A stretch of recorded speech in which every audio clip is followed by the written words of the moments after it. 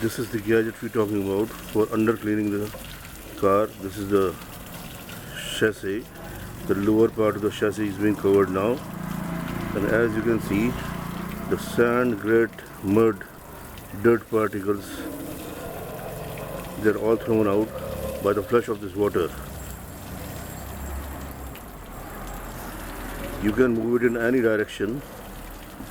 It covers all the nooks and corners.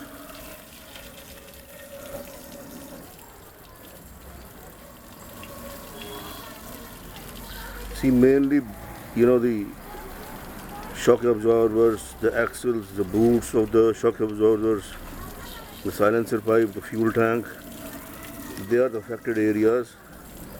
As we move,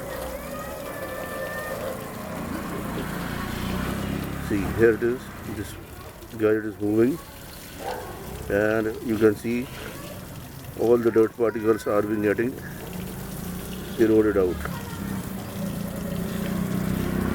It's very light in weight, easy to carry, can be operated by anybody with ease and comfort.